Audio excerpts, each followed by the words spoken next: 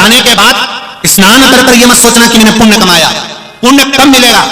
जब तीर्थ में पहुंचने के बाद आप कोई सत्कर्म करोगे, किसी भूखे को भोजन करा देना, या अपने द्वारा किसी को कष्ट मत दो। अगर भोजन भी नहीं करा सकते, पानी भी नहीं पिला सकते, तो अपने द्वारा किसी को कष्ट मत दो, किसी को कष्ट मत करो, अच्छा करो, अच्छे कर्म में लग जाओ।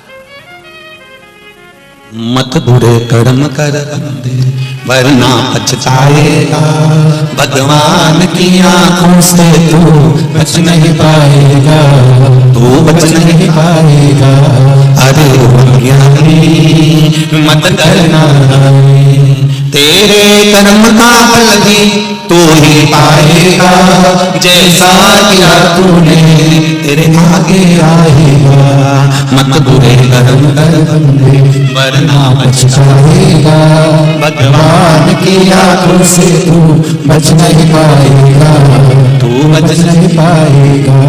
भजन में लीन रहो, भक्ति में लीन रहो, स्मरण में लीन रहो।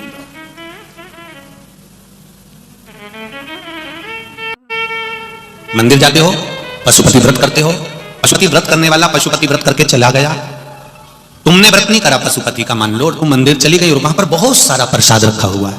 2 हिस्से तो मंदिर में रहते हैं ना, बहुत सारा पशुपति व्रत का प्रसाद रखा है, पुण्य कमाओ, उस प्रसाद को इकट्ठा कर लो, कोई गरीब बस्ती में जाकर, कोई साधारण कोई व्यक्ति भूखा हो उसको घर से दोने ले जाओ, कागज ले जाओ, उसमें वो प्रसाद इकट्ठा कर सबको बांट दो, वो भी तो पुण्य है। मंदिर में भी तो पड़ा रहेगा वो, मंदिर में भी तो रखा रहेगा वो।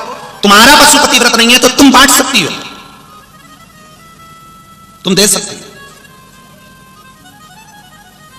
मंदिर में गई हो, कभी मौका मिल जाए, कभी ऐसा योग बन जाए कि मंदिर के अंदर, शिव मंदिर में दिया लगाने बहुत सारे आते हैं, माचिस भूल जाते हैं, बहुत छोटी सी चीज है माचिस, बहुत लोग आते हैं, कभी मौका मिल जाए, 1 रुपए की है क्या माचिस, 1 रुपए की, सबकी कीमत बढ़ी, बस उसी की नहीं बढ़ी, क्योंकि वो आग लगाना जानती है, इसलिए उसकी कीमत आज तक नहीं बढ़ी, वो 1 रुपए की है।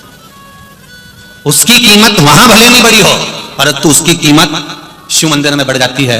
जब कोई दिया लगाने आता है, माचिस नहीं ला पाता, तो 1 माचिस तुम छोड़कर आ जाओ, उस माचिस की पुण्याई देखना, दिया वो जलाएगा, खाते में तिले जाएगा, वो चीज है, केवल 1 माचिस। अब इसका मतलब ये नहीं कि तुम सारे मंदिर में ढेर सारी माचिस पटक दिया, और ढेर भी पटक दो तो मतलब कुछ नहीं है, ऐसा काम ना करिएगा। वैसे तो हमारे चक्कर में ढेर सारे परेशान हैं,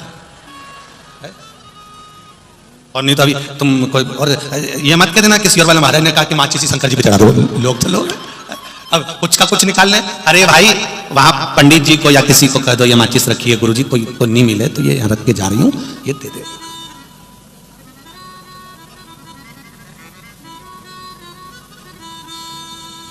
कुछ नहीं बने, कुछ नहीं। बेलपत्री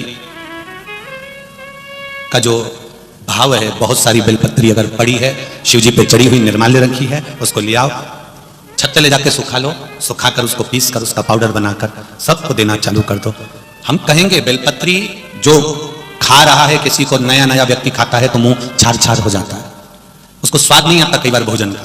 हम उनसे कहेंगे अगर इससे नहीं खा सकते तो उसको सुखाकर पाउडर बनाकर थोड़ी सी मात्रा में लेना प्रारंभ करो। कुंदकेश्वर महादेव के नाम से तुम्हारी शुगर की गोलियां, इंसुलिन जो आप लेते हो इंजेक्शन, धीरे धीरे इस व्यासपीठ से कहते हैं कि वो इंजेक्शन लेना बंद हो जाएगा। शिव की बेलपत्र इतना कम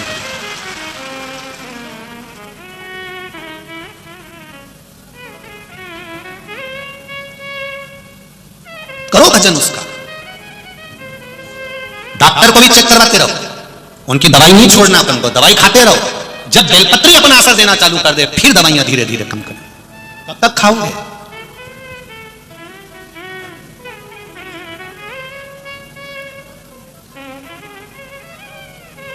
इन पत्र में एक काम सौंप रहा हूं मैं मालेगांव के किसी भाई कार्यकर्ता को। इस पत्र में जो नीचे रखे, इन पत्र में एक पत्र किसी सरकारी हॉस्पिटल की एक सिस्टर का पत्र है, शायद वो कहीं बैठी हो तो उनके स्मरण में होगा। उस पत्र में उस सिस्टर ने लिखा है कि गुरुजी, सरकारी हॉस्पिटल की, पर उस सिस्टर ने, अगर वो बैठी हो तो अवश्य खड़ी होना, उसने पत्र में लिखा है, आपने बताया था गुरुदेव, जब बच्चा जन्म लेता है मां के गर्भ से और रोता नहीं है, उसको धप मारा, चिमटा फोड़ा तो नहीं रोया, तो सुधा सुधा आपने कहा था एक बार कथा में, उसका स्मरण करना और बोलना। तो वो सिस्टर अगर बैठी होंगी तो वो खड़ी हो, उन्होंने पत्र में लिखा है, हो गई खड़ी, कहाँ है? अच्छा दोनों हाथ हिला दो। श्री शिवाय नमस्तुभ्यम, श्री शिवाय नमस्तुभ्यम। अच्छा आप मिल गई, पत्र ढूंढना नहीं पड़ेगा, धन्यवाद, बहुत बहुत धन्यवाद।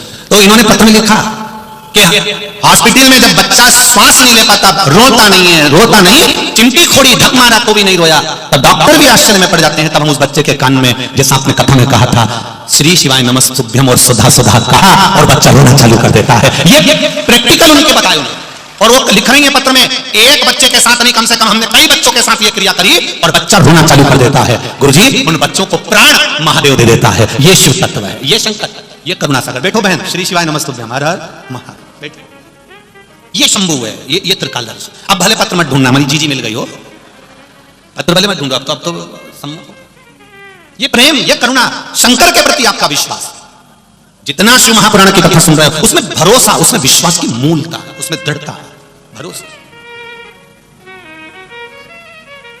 मैंने तेरे ही भरोसे, ओ बाबा तेरे ही भरोसे, हवा बिच उड़ती जावागी, बाबा डोर हर तो छड़ी ना में कटी जावागी, भोले मेरे ही पतन, शंभो मेरी पतन, हवा बिच उड़ती जावागी, बाबा डोर तो छड़ीला में कटी जावागी।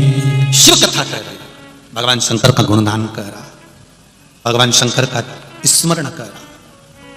बहुत तीर्थ करने नहीं जा सकते, बहुत दूर तीर्थ करने नहीं जा सकते, तो तुम्हारे नगर में जब ऐसा शिव महापुराण का भव्य आयोजन हो तो समझ लेना सारे तीर्थ यहां आकर बस गए, सारे तीर्थ यहां आ गए। अब मुझे सेवा करना है, तैयारी करना है, शिव पुराण कोई भी कराए, पर मेरी तैयारी यह होगी कि मैं भी कुछ ना कुछ उसमें सहभागिता करूं, मैं भी उसमें कहीं ना कहीं कुछ, एक गिलहरी अपने शरीर पर थोड़ा सा मिट्टी चिपकाकर जाकर सेतु पर गिरा देती है, उस गिलहरी जैसी सेवा मेरी भी हो जाएगी, मैं भी जाऊं, मैं भी पहुंचू। ये गिलहरी जैसी सेवा ही तो है आपकी।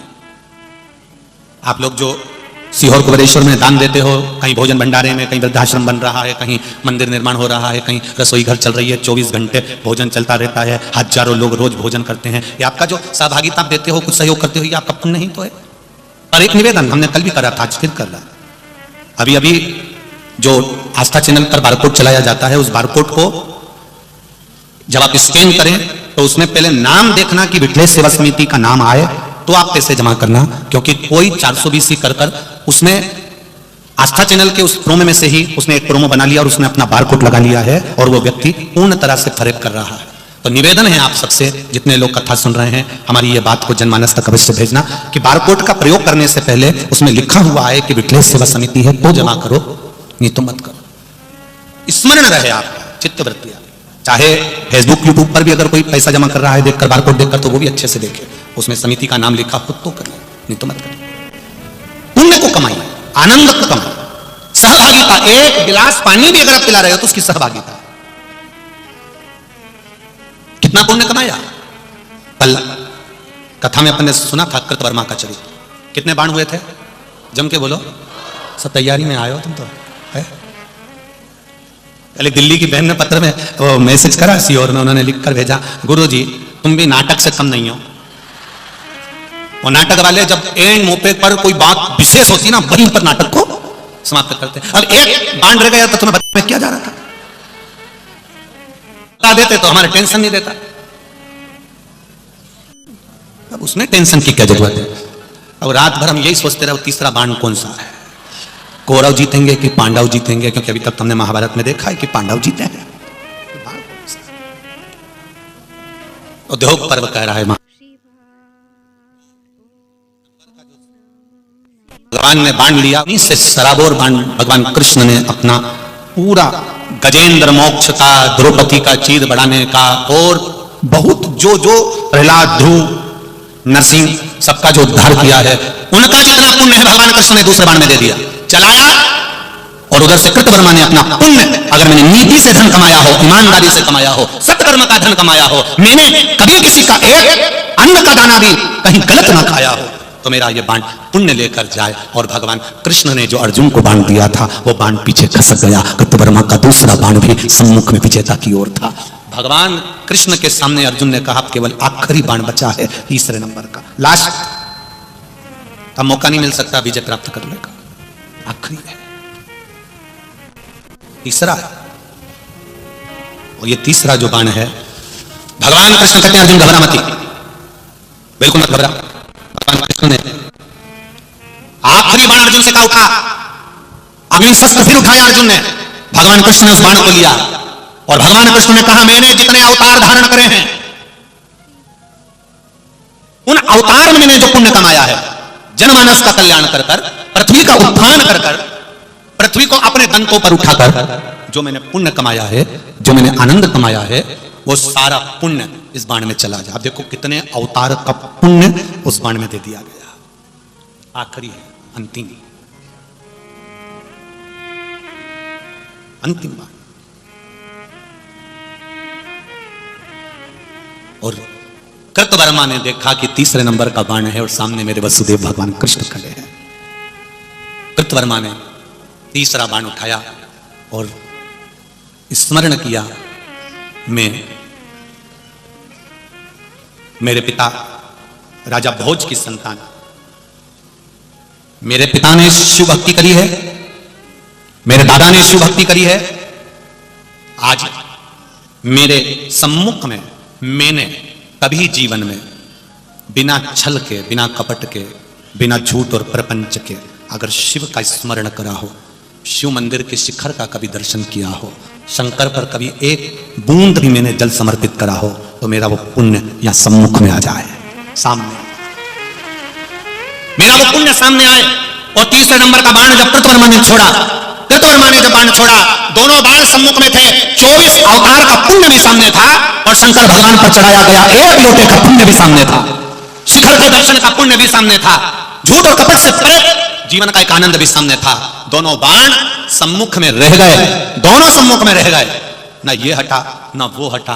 आखिरी में देवाधिदेव महादेव हनुमान जी के रूप में जहां ध्वजा पर विराजमान थे, वो नीचे आकर स्वयं कहते हैं, हे वसुदेव, हे कन्हैया, हे ठाकुर, अब ये युद्ध समाप्त करो, क्योंकि इस युद्ध को समाप्त करना जरूरी है। तब धृतराष्ट्र और गांधारी ने कहा, पांडवों को इस राज्य को विराजमान कर दो। और कृतवर्मा ने अपना वो बाण वापिस लिया, अर्जुन ने वो बाण वापिस लिया। जरा विचार करना, लोग कहते हैं एक लोटा जल चढ़ाने से क्या होता है, लोग कहते हैं शिखर का दर्शन करने से क्या होता है, लोग कहते हैं भगवान शंकर का गुणगान करने से क्या होता है, दुनिया के लोग कहते हैं बेलपत्र चढ़ाने से क्या इतना सब कुछ काम हो जाता है, दुनिया के लोग कहते हैं कि एक बेलपत्र, मात्र एक बेलपत्र,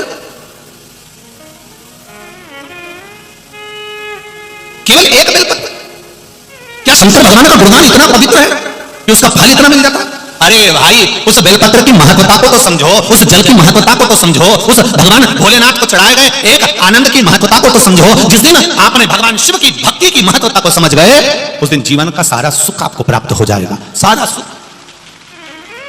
मिली। पुण्य देखिए कितना प्रबल होता है, उस पुण्य का भाग देखिए कितना प्रबल होता है, मिला, प्राप्त हुआ। और सम्मुख दोनों हैं, सामने दोनों हैं, ये भी पुण्य प्रबल है और ये भी पुण्य प्रबल है। 24 अवतार में जो पुण्य का भाव दर्शाया गया, वो पुण्य का भाव यहां भी दर्शित किया गया। पृथ्वी का उत्थान करा मैंने, पृथ्वी का बाहर तत्व उतारा मैंने, संपूर्ण विश्व का कल्याण करा मैंने, संपूर्ण जगत का उत्थान करा मैंने। अब वो पुण्य सामने, इसलिए बार बार कहते हैं कुछ अच्छा कर कर चलना इस जीवन से। ये परिवार के लिए, कुटुंब के लिए, नातों के लिए, रिश्तों के लिए, अपनों के लिए करा वो अलग बात है, पर कुछ दूसरों के लिए भी कर कर चलिए। सब मतलब के याद झूठे नाते झूठे रिश्ते, झूठे नाते झूठे रिश्ते, झूठा है संसार हमने देख लिया। सब मतलब के यार हमने देख लिया, देख लिया संसार हमने देख लिया। महाराज, जितनों को अजमाओगे अपनों को कहीं ना कहीं धोखा खा जाओगे, कहीं ना कहीं।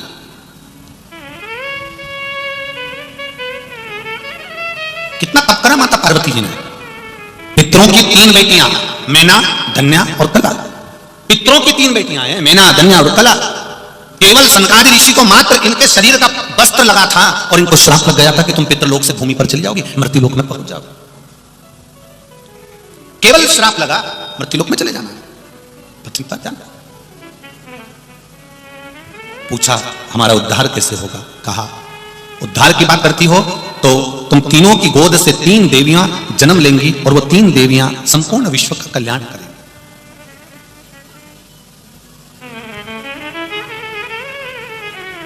संपूर्ण विश्व का। 7 पाप होते हैं। कितने पाप हैं?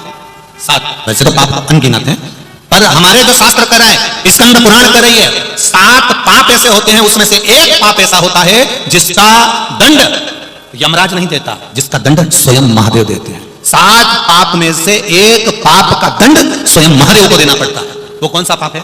7 पाप में से एक पाप ऐसा है, स्कंद पुराण कर रही है, स्कंद पुराण वर्णन कर रही है, 7 पाप में से एक पाप ऐसा है जिसका दंड यमराज नहीं देता, धर्मराज नहीं देता, चित्रगुप्त महाराज नहीं देते, नरक में जाकर नहीं भोगना पड़ता, स्वयं महाकाल उसका दंड देते। और ऐसा ऐसा भुगताते हैं, ऐसा ऐसा भुगताते हैं कि शरीर भी रहता है और भोगना भी पड़ता है, कष्ट भी भोगना पड़ता है। वो केवल 7 पाप में से एक पाप है और जिंदगी में उस पाप